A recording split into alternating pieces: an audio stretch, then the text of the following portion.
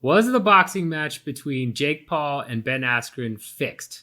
That's what a lot of people are asking after Jake Paul landed a flush right hand over Ben Askren. He got knocked down, got up, kind of stumbled getting back towards the ref, and the ref waved it off. So, this fight and this entire event was a just grand spectacle with concerts and slap fights and a whole bunch of just crazy stuff going on. It's Triller's whole brand. It makes sense. But Matt, was this actually a fixed fight in the main event? To the casual observer, this may seem like a fixed fight. Like, this was definitely a night where people were definitely cashing in huge sums of money for an absolute spectacle of an evening. But this particular fight was not a fix. And I'll tell you why. Because if you actually look at the replays of what happened, especially the ringside angle, whoever was standing there with their cell phone, and that's the one that ESPN is tweeting out, you can feel the impact from that punch. That punch landed flush. It was a clean technique, nice right hand from Jake Paul, a 24-year-old kid who's been training super hard and taking pro boxing seriously for the past couple of years. The guy knows how to throw a punch now. So once he landed that one, and apparently, like, the guy's got power, right? He can crack a little bit.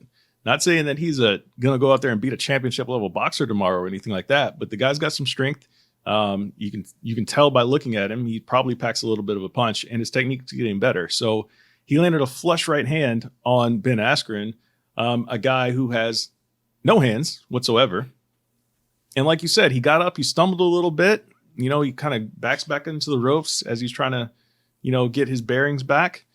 The ref says, hold off a second as Jake was trying to come back in, turned back to Ben Askren and said, walk forward a little bit. And these are like the little things that referees look for.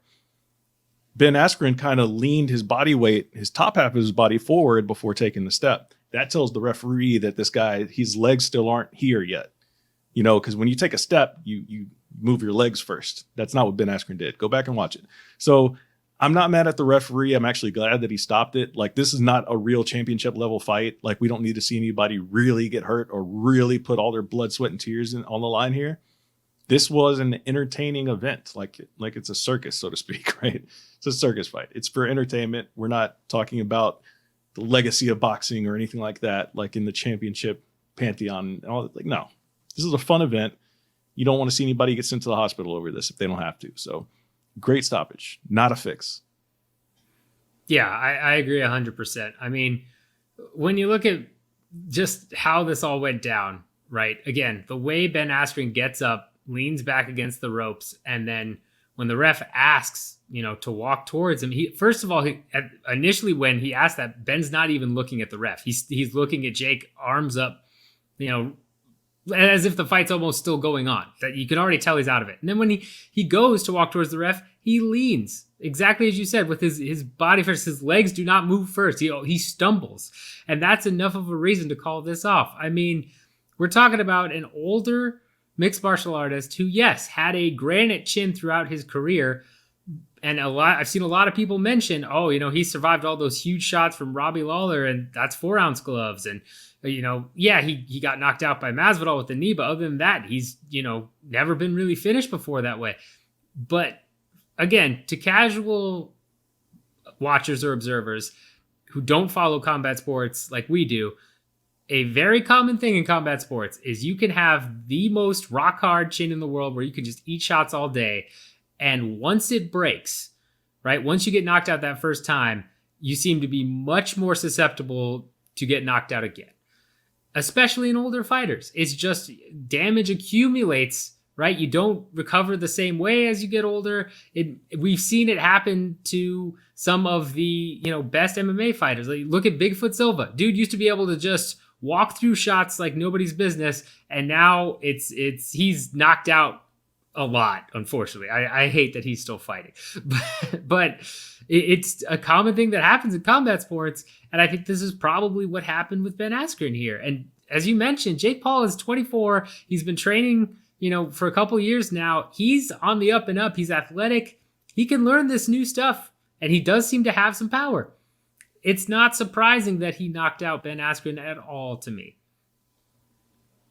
Yeah, it's really not. And like, if you go back to our preview video that we did about this, I said that Jake Paul was going to win this. And I know some people in the comments try to give me hell about that because, oh, like, how could you go against the career professional, combat sports athlete versus wrestler? Exactly. Yeah. There's a clear difference. Like, a wrestler is not going to step into a boxing ring and beat a boxer, no matter how much experience they may have.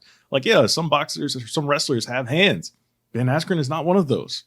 So it's not rocket science to say that a guy competing in a completely different sport would not succeed in that other sport, especially when it's a younger kid who's hungry and actually taking it serious.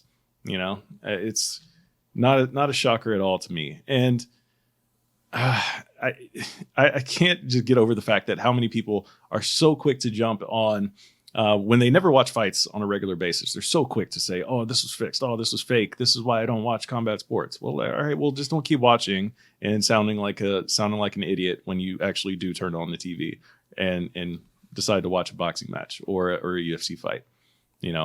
It's guys like us who watch week in and week out. We see a ton of fights. There's a lot of nuance to what goes on in there sometimes. And with this one, I don't think it was really all that nuanced even. Like I said a second ago, this is not a true championship level fight. They're not going to, give the guy who just got knocked down all the opportunities in the world. And that happens even in legit boxing undercards. If you watch any, you have to actually be in the arena for these because like early undercard fights on like championship level boxing cards, there are some terrible mismatches. I can recall going to see Errol Spence fight Mikey Garcia here in Dallas, and on the undercard, the untelevised fights that they had on there, boy, like some of those people never, like you would have sworn they've never thrown a punch before in their life, and they were in there, taking punches from people, from guys that clearly are, higher skilled, and the refs are also very quick to stop those fights too. So it's just recognizing what's going on in there. And listen, this is what it was at the end of the day. It was a fun event for everybody to really just enjoy, kick back and enjoy the concerts. It was a concert with some fights sprinkled in. That's what this was at the end of the day. And I mean, we just got to take it for what it was, man.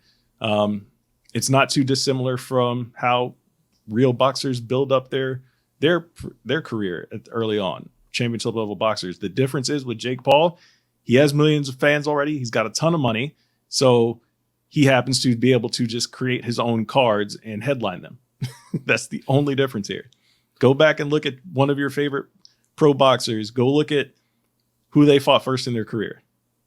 Guarantee you never heard of that person before in their life. And I guarantee you they almost always have a losing record.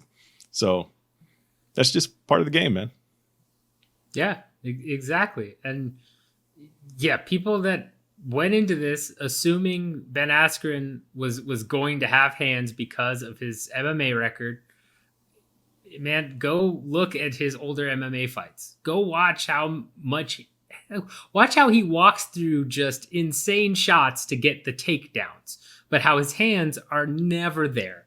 I can't think of a single MMA fight where Ben Askren's hands were ever an actual factor, right? I mean, even his last fight in the UFC against Damian Maia, that spinning back fist, whatever that was ridiculed and made fun of by the hardcore base for the longest time because it looked so bad. It looked like I could throw that. I mean, it was terrible.